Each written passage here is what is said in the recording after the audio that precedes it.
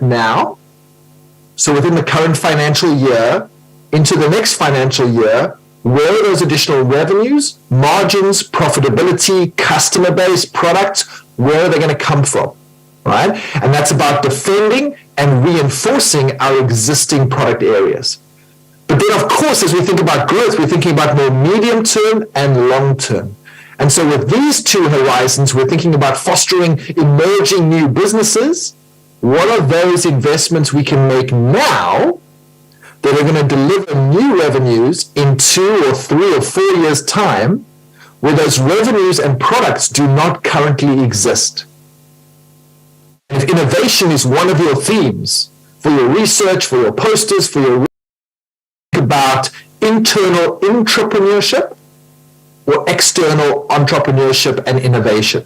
And so that's Horizon 2. And of course, Horizon 3, and I think about ChatGPT 3 and 4 and Bing and all of these new AI tools and businesses that are emerging as we speak. If you've logged on to TikTok anywhere in the last few hours, you will know that it is full of people talking about these new tools and these new businesses being created through things like OpenAI and other AI technologies right now.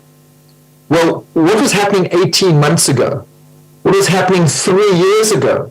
What was happening when Elon Musk and others in Silicon Valley were starting to invest in these technologies perhaps 5, 6 years ago? And so the question we need to ask ourselves from a business point of view is, what should we be investing in today that no one can imagine would turn into a business, but that in 5 years from now is going to be a substantial business that we wouldn't have thought about? And that's the third horizon of growth. So how do we think about growth? We think about short-term, medium-term, long-term. We think about customers and products or markets. And so across these different variables, we see multiple opportunities to think about growth. And I want to share with you a few examples of cases where we're starting to see these different growth options play out. Here's one that our basketball, are there any basketball fans in the audience here? See 1 or 2, 3 or 4. Okay, there's someone at the back. Yeah, all right, good. Well, you'll recognize the person on the screen, I hope, and that is Steph Curry from the Golden State Warriors here in San Francisco in California. A pretty good basketball player by all accounts. This case study that I was involved in over the last few years, writing up this case study about Brita, which is a water filter company. There's the jug, and they filter water, so they produce healthier, tastier water, which is critical in many parts of the world. And so Brita wanted to increase their revenues. They're a market leader in the US, and at the time of this case in 2016, they were the dominant player with any senior executive will tell you they wake up every morning and they think about growth. And the executives at Brita were waking up every morning and thinking about how do they grow Brita. They're a substantial business. They're generating lots of money, but they're not growing. And business people can sometimes be a bit greedy. That's one argument. The other argument, of course, is they need to manage different stakeholders, and shareholder returns are one of those stakeholders. And of course, increasing wealth for employees is an additional stakeholder and concern. So Brita wanted to increase their growth. They wanted to increase revenues. And so they decided to sponsor Steph Curry. They had a choice, a managerial choice, to think about how do they spend their marketing dollars. What do they do in order? So we think about antecedents and consequences from a research point of view, right? There's going to be some kind of management action, management decision that hopefully leads to some kind of outcome, which is about growth. It doesn't just happen. People don't just wake up in the morning and decide to buy more stuff. So it's our actions, our managerial choices that drive that behavior. So here the choice was sponsor Steph Curry for 3 years. He is a really well-known basketball player. He's known internationally. He has a really good following in Asia, as well as, of course, in the US and among young people. And he'll be able to increase our sales. The sponsorship will put us on TV. Excuse me. It'll put us in the right places. He will be endorsing the product. And who doesn't love a great sports endorser? think about cricket. And so here's an opportunity to really grow. So I want to show you the first advert that they created as they thought about this campaign and thought about this choice. Tell me what you think about this. Watch this and tell me, or give me a sense of what you think about this first piece of content. You might think all water is the same. Some water can dribble, rain threes, even drain a buzzer beater. We're all made of water. So make every drop amazing with Brita. You are what you drink. Drink cleaner, healthier, amazing with Brita. So I hope you heard that and didn't just see it. Did you hear it? Yeah, it looks like some people did. Okay, good. And so what did you think of that campaign? Any comments in the room? Anybody have a thought about whether that might work to increase, to grow the business of Brita? Any thoughts in the room? Anybody want to have a crack at that?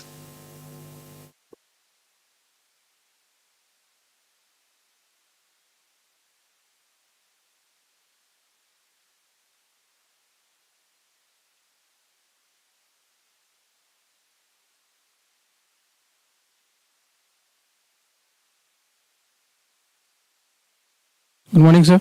Am I audible? Yes, you are. I can hear you. What do you think?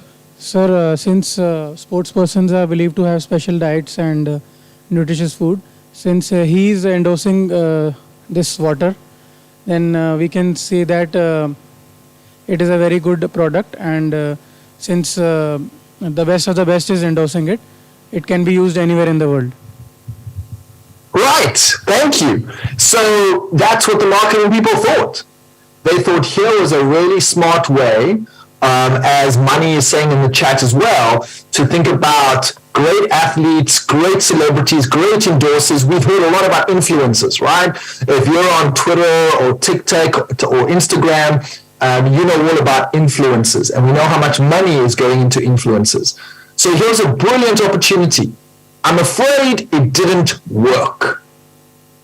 And here's one of the challenges with growth, is you don't know beforehand whether something's going to work.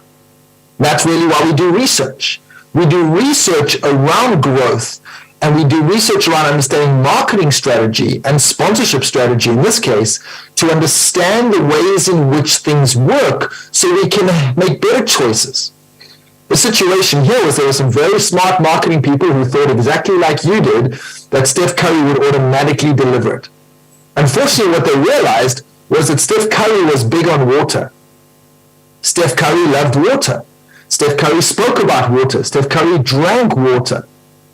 What he didn't talk about was Brita. So what people were doing is buying water. But there's a whole bunch of different ways you can buy water that has nothing to do with Brita. Right? You can buy bottled water. You can buy other kinds of water filters, water filtration systems for your house, for your fridge, whatever it might be. And so the consumption of water increased. It was a brilliant campaign to grow the consumption of water, but it did nothing for the Brita business. And so there was a key lesson for the Brita executives about growth and around messaging and how to make sure that if you're trying to grow growth, you're trying to grow the right thing. Here the situation was that the campaign was focused too broadly, and it focused on the category as opposed to the brand.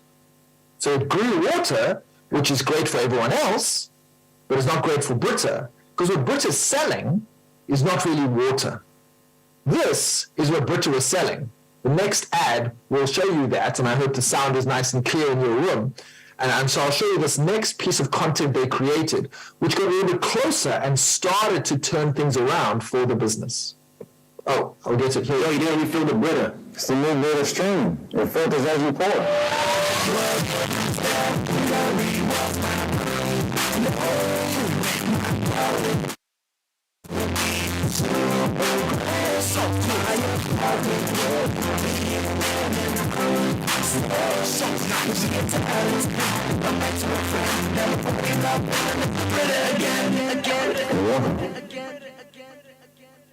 So a different kind of piece of content, right? The first piece of content was very much a typical sport marketing sponsorship kind of content.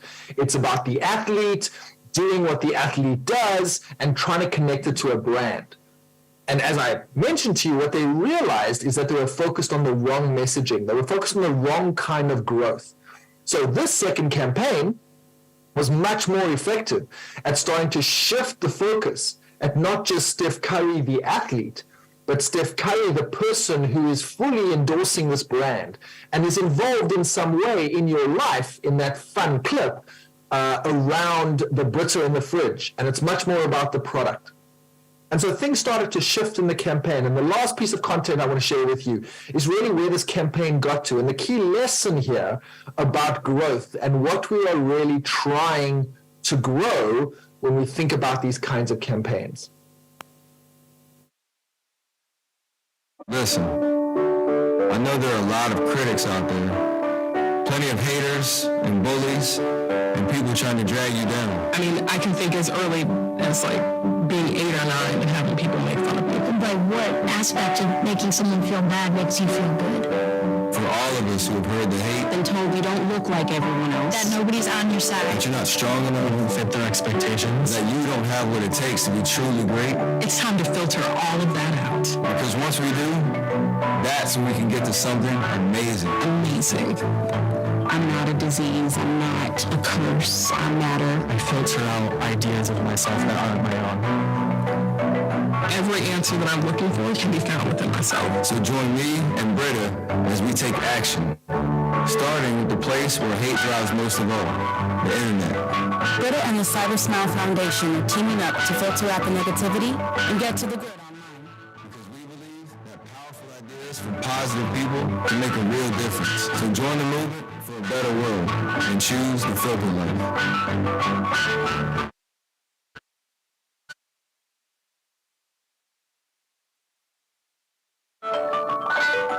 So quite a different campaign, as you see, from the first piece of content all the way through to the third piece of content. Is there anyone in the room who wants to try and distill that evolution in the campaign on what you think the Butcher executives learned about growth?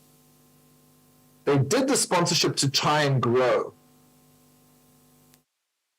How did they grow? What did they learn? Where did they land up? I can tell you that by the time they got to that third piece of content, it took about 9 months. Finally, the sales started to turn and they started to see a growth in their market share and they started to see a growth in sales. They even started to see a growth in price points and margins.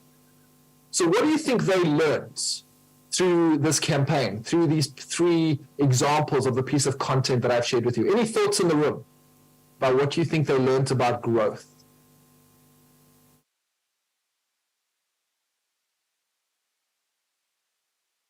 Sir, in the first piece of ad that we saw that did not work, they were more concerned about the water and not the product. And in the second piece, they learned that they should use the product more, then show how it works. And they brought in a social media influencer who people will able to connect with more. And in the third ad, they went with the trending thing that was going on, that is inclusivity and acceptance. So that's how they evolved, I believe. Lovely. That's a great summary of the 3 pieces of the campaign and how this case study is so helpful for us to think about what kind of growth are we really trying to drive and are we focused on the right thing. These 2 slides here, as I start pulling together the thoughts here together, may be useful to you.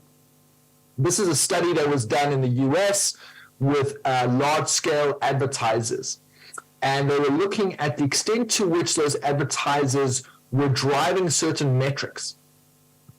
And what this slide shows you is that there is an evolution that is happening and there's a maturity that happens within organizations as they think about growth, especially using sponsorship to try and drive that growth.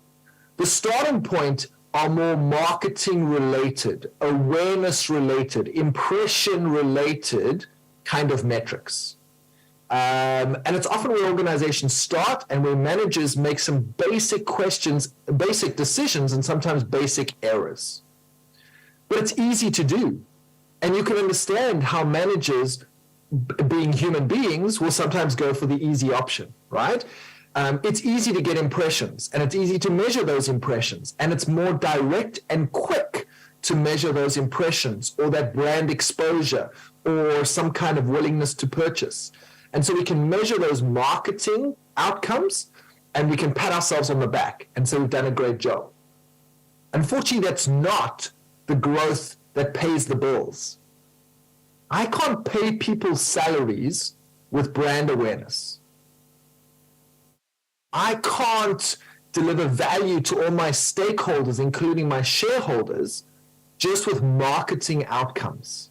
I need to deliver business outcomes. So you can see how we move through phase 2 and we head towards phase 3 here, which is rather the financial outcomes. So for sponsors, for businesses looking to generate growth through some kind of marketing spend like sponsorship or any kind of other marketing communications tool, increasingly the metrics are focused on end result, outcome, external metrics, where the lesson for us around sustainable growth is that there's a pipeline, we have to measure at multiple points, we have to focus on the end results. Is this delivering the growth around revenues, margins, and profitability? And is it filling the pipeline going forward? So it's not just a short-term blip. And that's where the comments in the room were so important around the issues and the themes. Purpose-driven brands allow us to differentiate in the marketplace, where we're not just competing on a product or a price or a fun piece of content, but we're competing based on who we are, how we operate, and how we as an organization are different to other organizations. And when that connects to the target audience that we want to win, because we may compete against other companies, but we compete for the customer. And so if we're picking the right customer and we're aligning the values and we're standing for something, that's a lot more sustainable because it delivers ongoing revenues, right? And we know as consumers that we will often feel a stronger affinity to those kind of products and brands and organizations that we feel authentically stand for the kind of things we care about. Of course, if they're whitewashing or greenwashing or just talking rubbish, then we see through that quite quickly, especially in today's 24/7 news cycle. But if we authentically stand for something, that can lead to that sustainable value over time. And that's one of the key takeaways here in this Brita Steph Curry case study. It wasn't about water, wasn't about Steph Curry. It was about filtering bad stuff out. It was thinking about the brand purpose, what the business stands for, what is the authentic point of difference, the competitive advantage of that brand over other brands. It's not just a water filter. It stood for something more. And the key challenge here for marketing people in the room is that we sometimes get it wrong as marketing people when it comes to growth. Here's a quick survey of marketing goals versus business goals. And I hope you can see there in the orange, the typical marketing goal, the typical marketing focus on growth. It's around increasing product awareness, increasing brand awareness, right? Well, that's nice if you're a marketer, but that's a short-term and internal deliverable that we can't pay the bills with. And what does business care about? Business cares much more around revenues, much more around customer experience, around customer acquisition, customer retention. Those end result measures that are really the thing that's going to give us sustainable growth over time. So, a couple of key points there. I want to jump ahead here. I want to give you one last example. I think it's this example here. As we wrap up with a few final thoughts here, this is FanCam. And I think this is a really interesting example to end off our conversation. It's a South African business.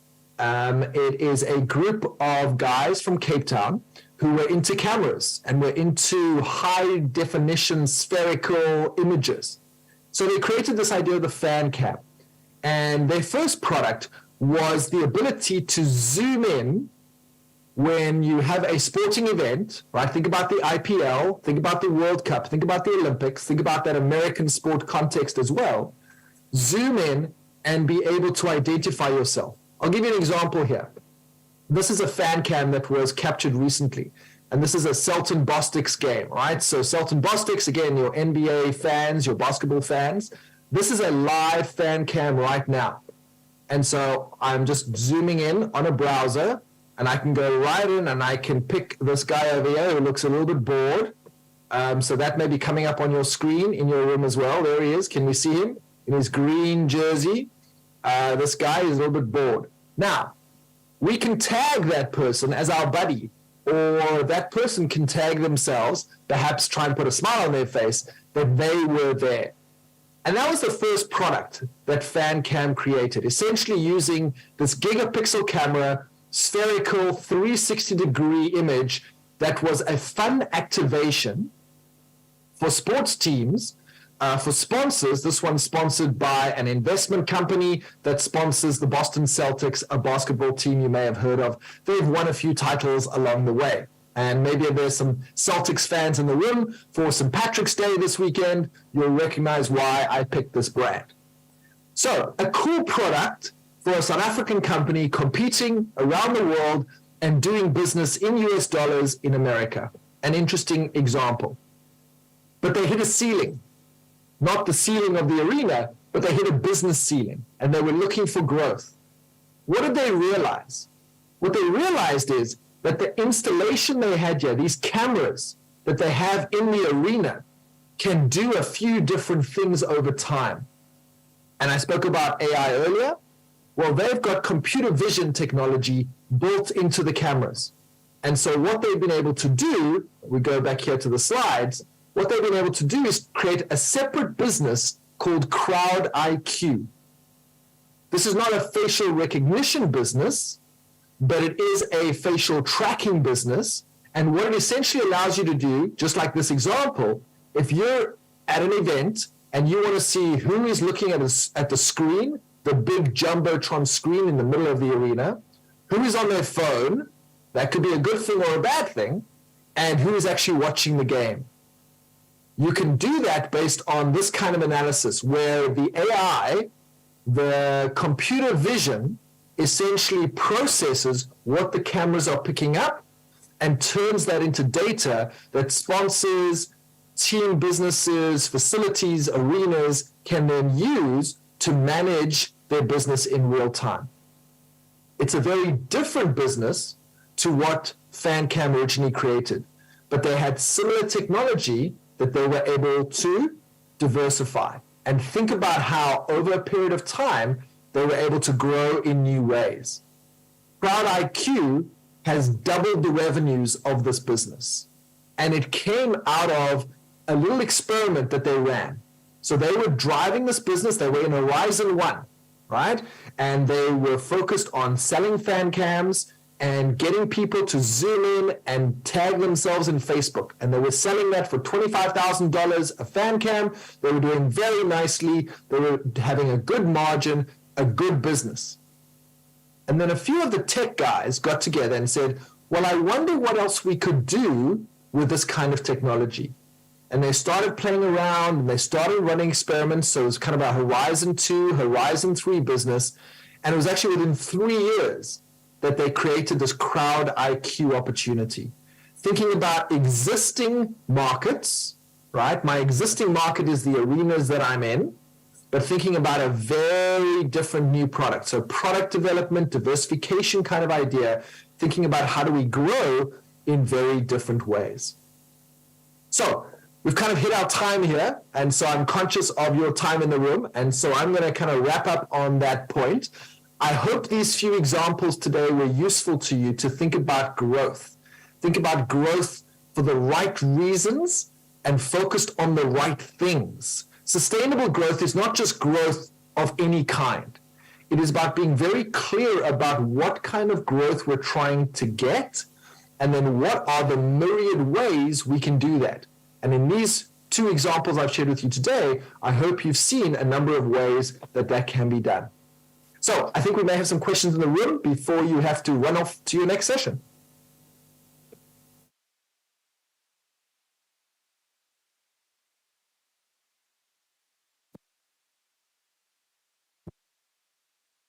The session is now open for the question and answer session.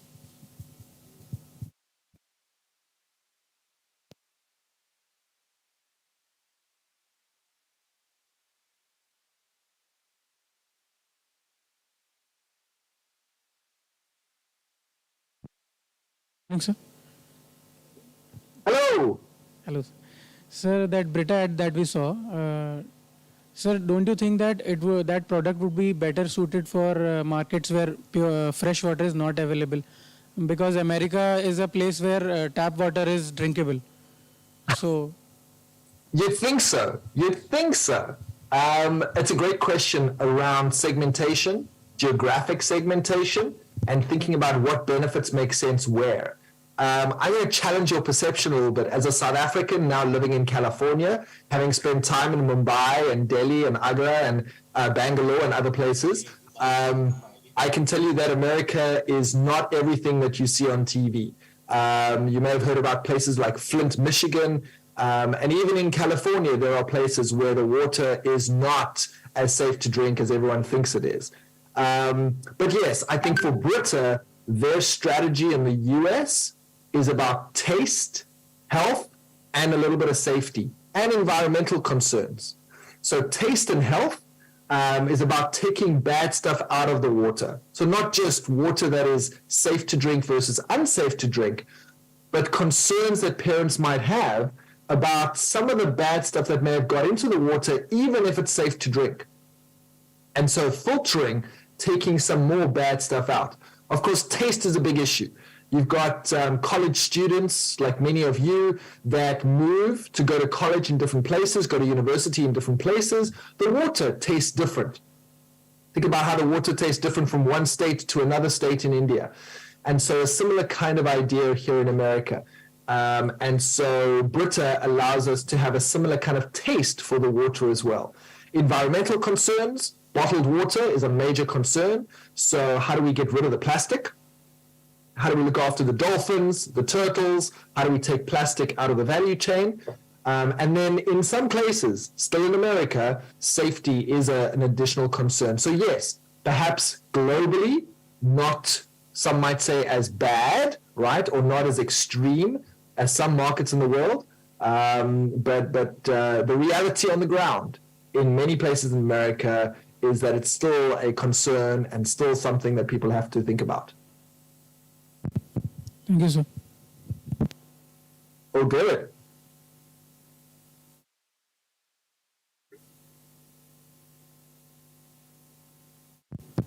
Hello.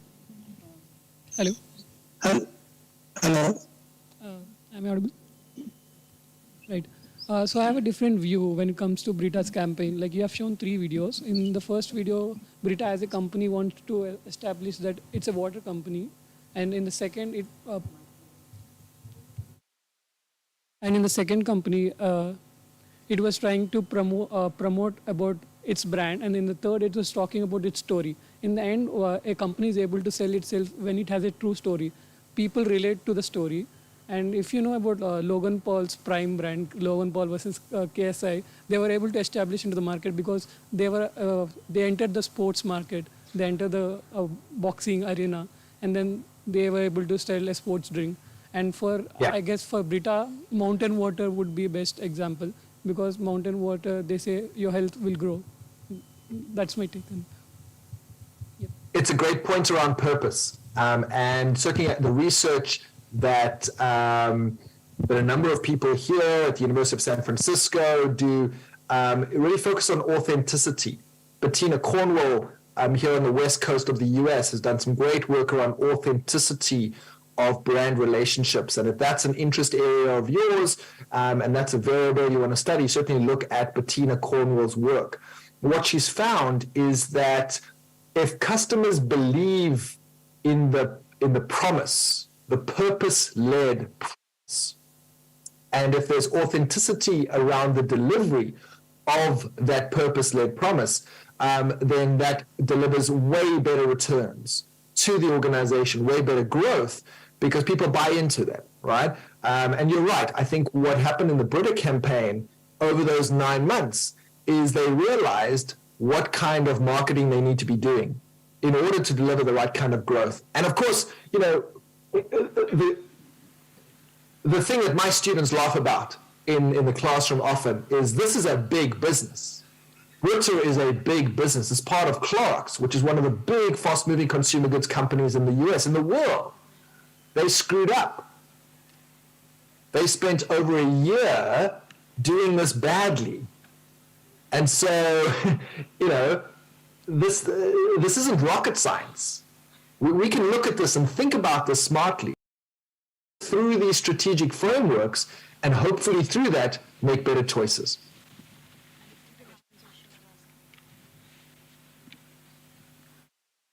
Hello, All sir. right. Yeah, any other questions in the room? I know you need to head off to the next one. Hello, sir. So there's one more question. I'll narrate it for you.